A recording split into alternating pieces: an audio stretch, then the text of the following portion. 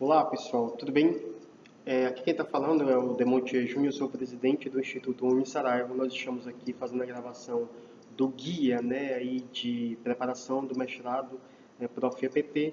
E essas aulas pequenas aulas, são pequenas videoaulas que vão ajudar vocês aí, a entender um pouco melhor essa obra. Nós conseguimos editar todas as 10 obras e agora nós conseguimos também resumir cada uma delas. 8 delas ficaram resumidas em apenas uma página, E se você conseguir ter uma capacidade de síntese destas obras, se você conseguir resolver, as questões que a gente vai propor daqui para frente, e se você conseguir memorizar e decorar esses resumos, não tenha a menor dúvida que você vai estar bem preparado para essa prova, certo?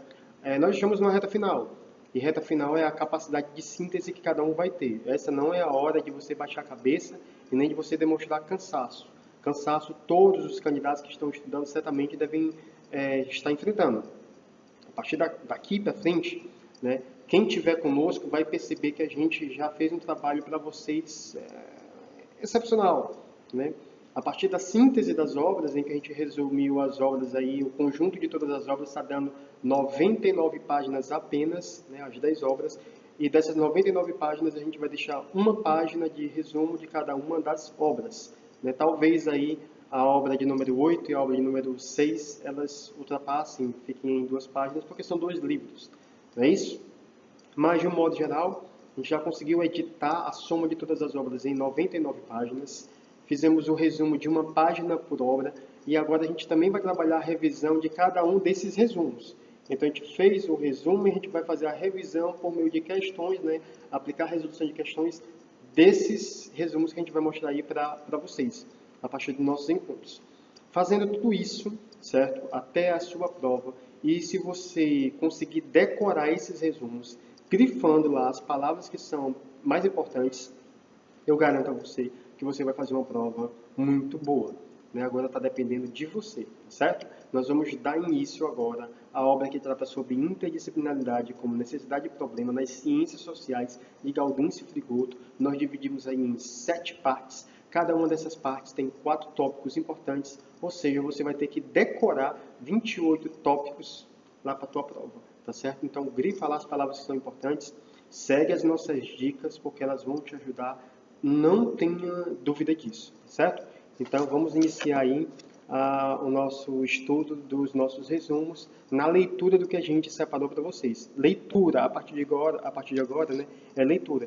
Então, é importante tu pegar o teu material, imprime essa paginazinha aí, escuta o que a gente vai falando, vai grifando, vai fazendo lá a tua observação, porque a partir de agora é reta final e não pode desperdiçar tempo, não pode mais desperdiçar a oportunidade, porque a gente está junto com vocês aqui para fazer com que vocês atinjam os objetivos de vocês. Então vamos lá começar o estudo, certo, do resumo da obra de Gaudêncio Frigoto.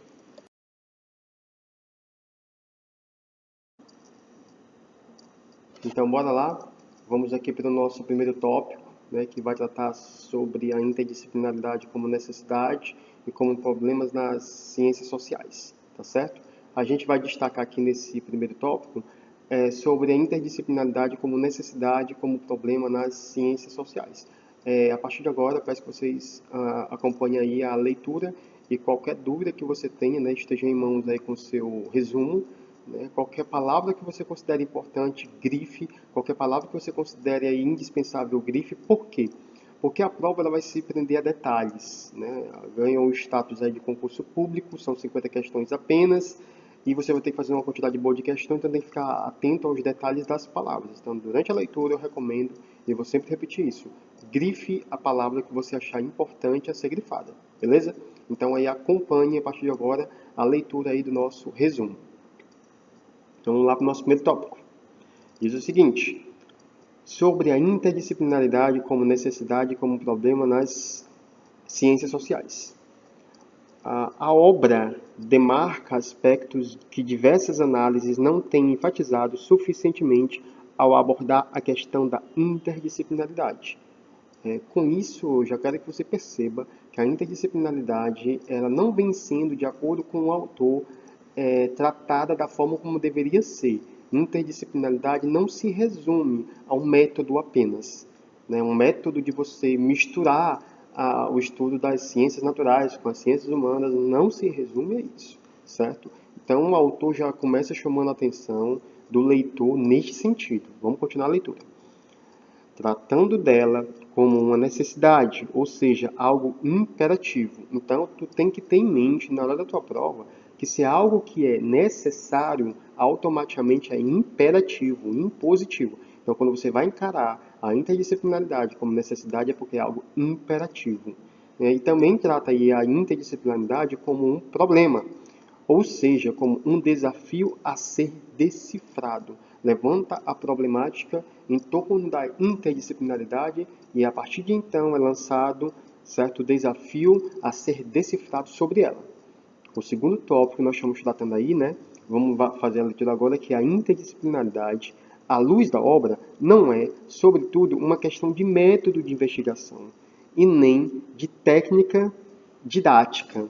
A gente não pode resumir a interdisciplinaridade, segundo o autor, a um método de investigação e nem apenas a uma técnica didática. Embora também seja, embora você também tenha que considerar que faça parte aí da interdisciplinaridade esse método de investigação e essa pesquisa didática, mas não se resume a isso. Então você tem que ter isso em mente, não se resume a isso, ainda que se manifeste enfaticamente neste plano. O autor, perceba, não está excluindo o método de investigação e nem a técnica didática, está dizendo apenas que não se resume a isso. Nosso próximo tópico diz o seguinte: a questão da interdisciplinaridade se impõe como necessidade e como problema fundamentalmente no plano material, histórico e cultural, e no plano epistemológico. Além disso, não há como tratá-la a não ser no âmbito das ciências sociais.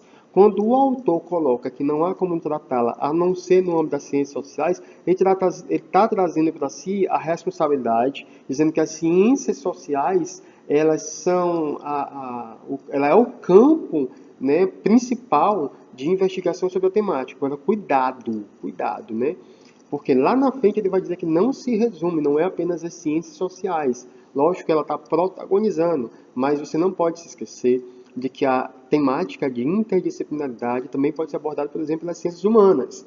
O que o autor quis dizer aqui é que há essa responsabilidade. As ciências sociais devem chamar para si, porque não tem como tratar da interdisciplinaridade sem essa abordagem das ciências sociais. Não exclua, certo? Até porque interdisciplinaridade você não pode excluir, por exemplo, as ciências humanas, tratando sobre esse assunto.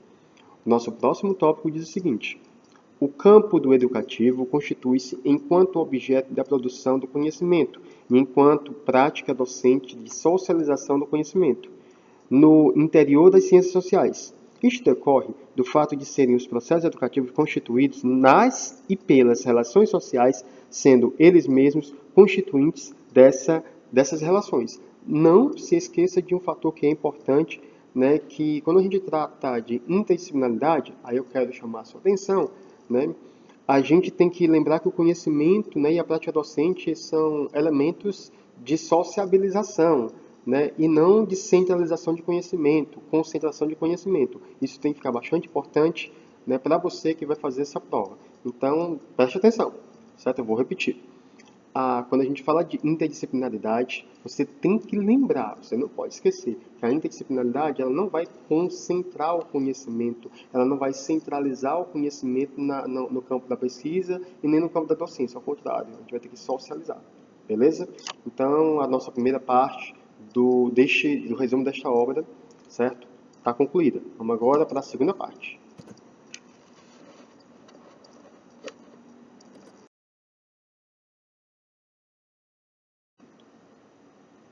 E aí, pessoal, tudo bem? Vamos iniciar agora a nossa segunda parte do nosso resumo. Nós dividimos aí em algumas partes, super importantes. E se você conseguir memorizar, é apenas uma página. Se você conseguir memorizar isso, você vai fazer uma excelente prova, não tenha dúvida, tá certo? Novamente, eu volto a dizer que as palavras que você considerar importantes, grife. Grife, porque essas palavras vão fazer diferença na sua prova. A partir de agora, eu peço que você acompanhe a leitura dos próximos tópicos. Aí você vai grifando a palavra, ou o termo que você considerar importante. Vamos lá, todo mundo agora. A partir de agora, a gente vai tratar a interdisciplinaridade como necessidade, a partir do que a gente conseguiu aí resumir na obra, separamos aí 4 tópicos. O primeiro foi o caráter necessário do trabalho interdisciplinar na produção e na socialização do conhecimento no campo das ciências sociais e no campo educativo, que se desenvolve em seu bojo. Não decorre de uma arbitrariedade racional e abstrata. Decorre da própria forma do homem produzir-se enquanto ser social e enquanto sujeito e objeto do conhecimento social. Outro tópico que nós separamos para você no resumo que você precisa memorizar é a necessidade da interdisciplinaridade na produção do conhecimento fundamenta-se no caráter dialético da realidade social, que é, ao mesmo tempo, una e diversa, e na natureza intersubjetiva de sua apreensão. Caráter uno e diverso da realidade social nos impõe a distinguir os limites reais dos sujeitos que investigam dos limites do objeto investigado. O terceiro ponto importante dessa parte diz o seguinte: delimitar um objeto para a investigação não é fragmentá-lo ou limitá-lo arbitrariamente. Ou seja, se o processo do conhecimento nos impõe a delimitação de determinado problema, isto não significa que temos que abandonar as múltiplas determinações que o constituem. É neste sentido que, mesmo delimitar no fato, teima em não perder o tecido da totalidade de que faz parte indissociável.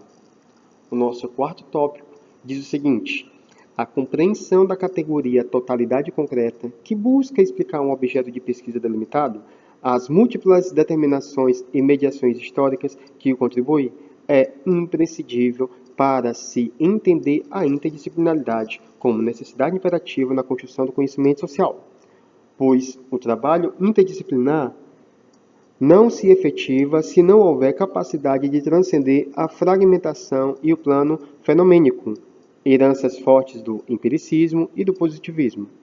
Ele também não se efetiva se cair no reducionismo estruturalista que abandona o plano histórico-empírico e se locupleta no plano discursivo. O que é que a gente recomenda que você faça, você vai grifar as palavras-chave de cada um desses 4 tópicos. E você vai, depois que você lê esses 4 tópicos novamente, você vai treinar resolvendo as questões que nós preparamos para vocês. Quanto mais você fizer leitura e quanto mais você resolver questão daqui até a prova, que nós temos aí na reta final, mais bem sucedido você será na sua prova, não tenha dúvida.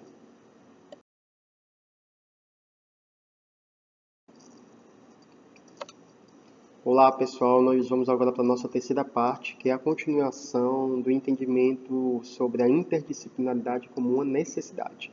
Aí nós temos mais 4 tópicos sobre esta temática. Acompanhe a leitura aí. O primeiro tópico da continuação diz o seguinte: o que Marx aponta no método da economia política se mostra um fermento fecundo e totalmente atual, pois distingue a esfera do conhecimento humano que se move no plano abstrato.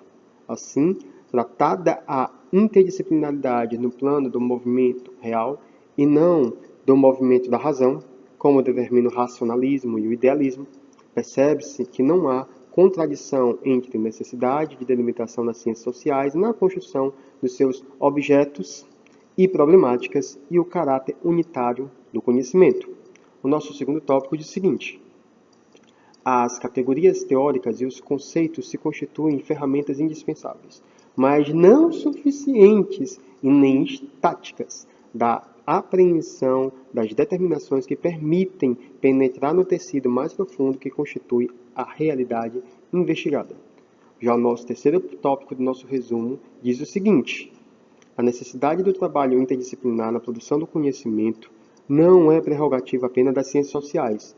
Lembra que eu falei lá no texto 1, lá no na nossa primeira parte, Nossa primeira parte diz que as ciências sociais elas chamam para si o trato da questão da interdisciplinaridade, mas não se limita, não é uma prerrogativa apenas das ciências sociais, porque nós estamos também no campo das humanidades, por exemplo. Continuando a leitura. Todavia, nela, sem dúvida, se mostra mais crucial, já que o alcance de uma maior objetividade, sempre relativa porque histórica, somente se atinge pelo intercâmbio crítico intersubjetivo dos sujeitos que investigam um determinado objeto ou problemática. E o nosso último tópico desta terceira parte diz o seguinte: o conhecimento não tem como ser produzido de forma neutra, tendo em vista que as relações que ele tenta apreender não são neutras. É justamente neste âmbito que percebemos que a interdisciplinaridade na produção do conhecimento é uma necessidade imperativa, mas é também um problema que está na materialidade das relações capitalistas de produção da existência. Esse foi o nosso resumo do terceiro tópico, certo, desta obra.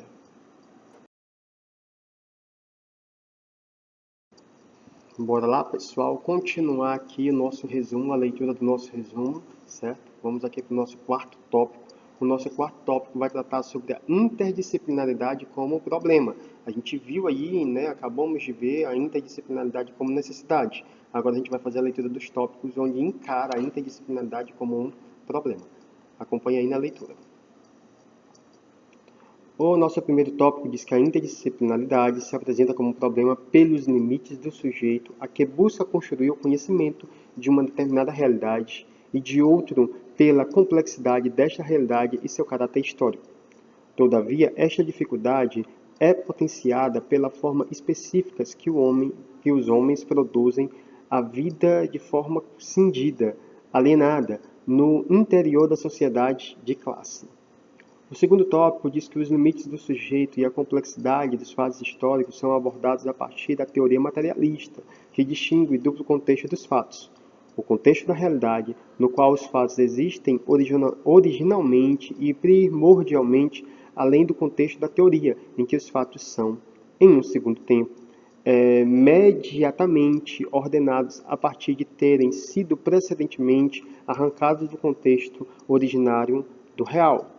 Nosso terceiro tópico, a gente destacou o processo de conhecimento, que o processo de conhecimento implica uma ação ativa. O processo do conhecimento implica uma ação ativa. Cuidado com essas palavras, porque de repente na tua prova vai dar lá, né, que esse processo é uma relação neutra, é uma relação passiva. Não, este processo, né, é uma ação ativa, uma elaboração, um trabalho de construção por parte do sujeito que pretende aprofundar a compreensão dos fatos. Ou seja, se ele pretende aprofundar a compreensão dos fatos, ele não vai ficar de forma esperando que as coisas aconteçam, não vai ficar inerte.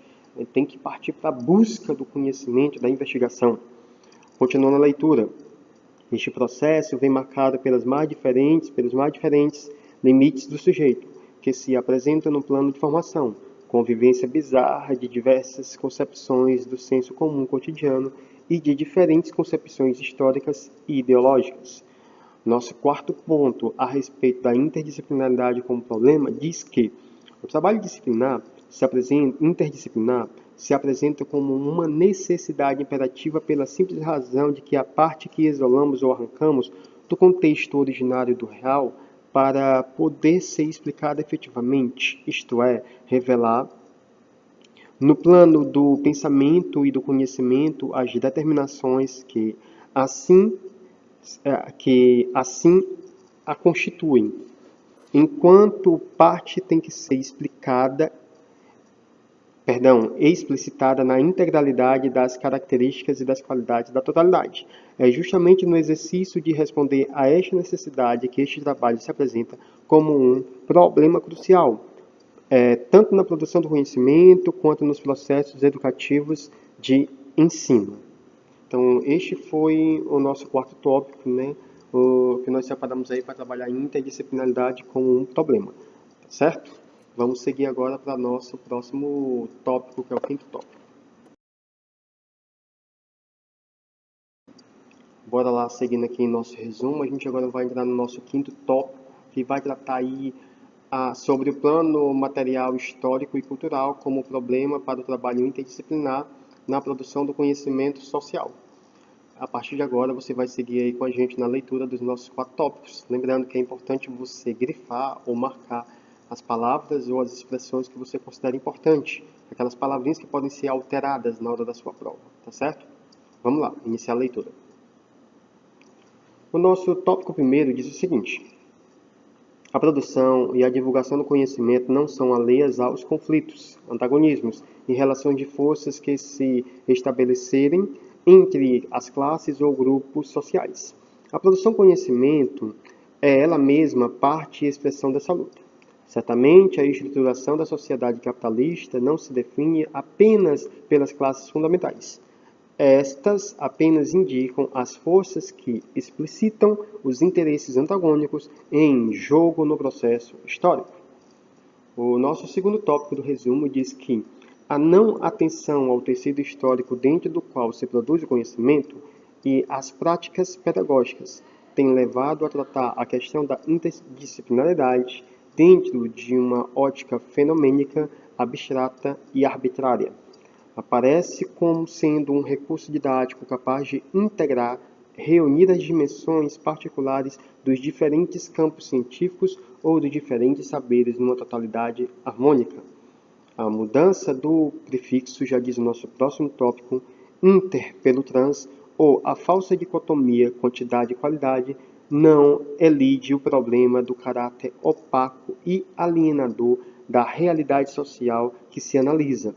As formas de compreender a produção do conhecimento enraizado no tecido da materialidade social nos leva a perceber que a própria classe burguesa fica limitada pelas suas relações sociais que tema manter.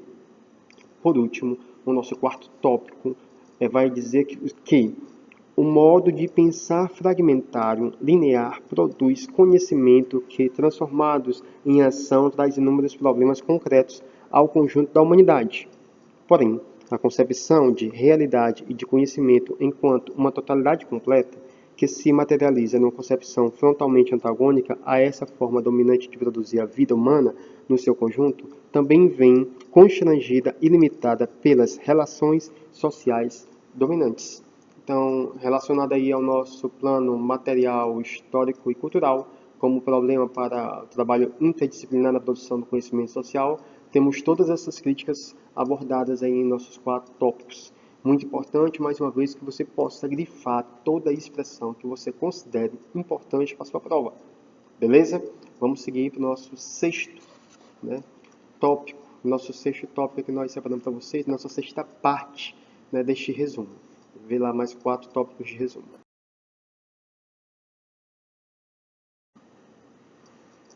Olá pessoal, tudo bem? Vamos iniciar agora a nossa 6ª parte deste nosso resumo com mais 4 tópicos importantes, lembrando que para você é uma estratégia muito boa de estudos, porque a gente tem em apenas uma única página a divisão em partes deste artigo. E se você conseguir decorar mesmo, eu falo isso sem nenhum constrangimento, decore mesmo. Grife o que foi importante, selecione o que foi importante, depois parta lá para o simulado para resolver questões e colocar esse resumo aqui na prática, porque se você fizer isso, meu amigo e minha amiga, olhem, sua prova, ó, tá entendendo? Então vai lhe ajudar muito.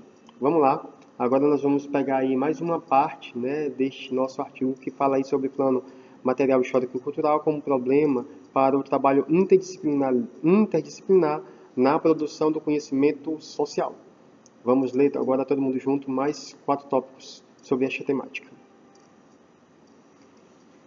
Iniciando pelo primeiro tópico, diz o seguinte: os grupos ou classes dominados não se constituem uma classe em si, pelo contrário, constituem-se em classes trabalhadoras. Isto significa a existência de uma imensa heterogeneidade de formas de inserção social, de consciência e de interesses. O segundo tópico diz que as forças dominantes não só detêm o controle dos aparelhos de hegemonia, por exemplo, mídia, escola, dentre outros, como controlam os recursos materiais e financeiros. Nosso terceiro tópico diz que a crítica só tem seu efeito histórico quando se transforma em praxis, em reflexão teórica, crítica e ação prática na produção das alternativas ao modo alienante e excludente de produção da vida humano-social. A história recente, diz o quarto tópico, tem dado lições múltiplas, tanto no plano teórico quanto no plano político e ético. Não ajudam as posturas ecléticas, assim como as voluntárias, doutrinárias e dogmáticas. A busca profunda e radical das determinações e mediações históricas que constituem os fatos sociais não se confunde com o dogmatismo.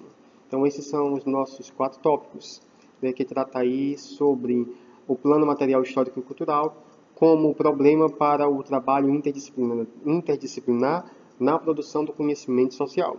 Mais uma vez eu ressalto para que você possa grifar as palavras que são importantes aí para a sua prova, certo? E decorar esses 4 tópicos dessa parte também, essa 6ª parte do nosso artigo. Vamos lá para a nossa 7ª parte deste resumo. Olá, meu amigo e minha amiga. Vamos agora para a nossa 7ª parte do nosso resumo, né? Essa 7ª e última parte é muito importante, eu repito, grife toda palavra que você considerar atípica, estranha, né? Que você acha que pode ser alterada na hora da sua prova, porque a prova vai ser feita de detalhes, só são 50 questões, então você não pode deixar passar nada. E decore essa paginazinha aí, é um resumo de apenas uma página, com todos os elementos importantes da obra, né? Que vai te ajudar muito no dia da tua prova. Vamos lá para a leitura aqui do nosso resumo. Acompanhe aí na leitura. Essa parte, né, que a gente escolheu, a 7ª parte, vai tratar sobre a interdisciplinaridade como um desafio prático na pesquisa e nos processos pedagógicos. O primeiro tópico diz que a contribuição de Marx e Engels tem sido radicalmente profícua e permanece válida, mesmo considerando seus equívocos, o dogmatismo e caráter doutrinário que possa ter assumido por diferentes intérpretes ou por diferentes correntes. Você pode encontrar essa expressão também lá na sua prova. Juntamente na concepção de história, de realidade humana e de conhecimento e de praxis. O segundo tópico, né, a gente destacou para vocês que aí as pesquisas têm o desafio enorme em face das relações que foram mantidas desde a matriz cultural herdada, explícita por um comportamento peculiar, onde o colonizado se identifica com o colonizador, perenizando-se uma relação de submissão, né? No passado, os colonizadores, hoje subordinada ao grande capital imperialista e dominantemente com a cultura do modus vivendi americano. É como se nós estivéssemos aí, né, saindo de uma dominação para outra e estivéssemos aí gostando, tendo gozo nessas relações. O terceiro tópico fala, diante dos desafios na prática da pesquisa e na ação pedagógica, tem-se que é na praxis e pela praxis, na formulação original de Marx, que podemos, sem abandonar a racionalidade teórica e mesmo política, e sem concessões ao ecletismo, dialogar criticamente com análises que se fundam em outras concepções da realidade. E o nosso último tópico diz que o limite mais sério para a prática do trabalho pedagógico interdisciplinar situa-se na dominância de uma formação fragmentária, positivista e metafísica do educador e de outros nas condições de trabalho, ou seja, na divisão e organização, a que está submetido.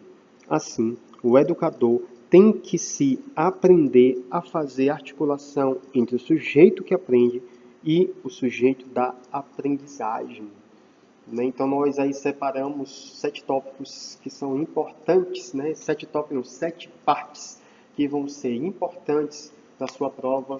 E de cada uma dessa parte, nós separamos para vocês aí 4 tópicos, né? Que nós também vamos trabalhar aí todo esse resumo em questões, em um simulado, para que você possa tentar, na prática, né, colocar o conhecimento, né, sobre este resumo na resolução de questões. Se você fizer isso e se você ficar treinando durante essa reta final, você vai ver que você vai conseguir ter um excelente desempenho na sua prova, tá certo?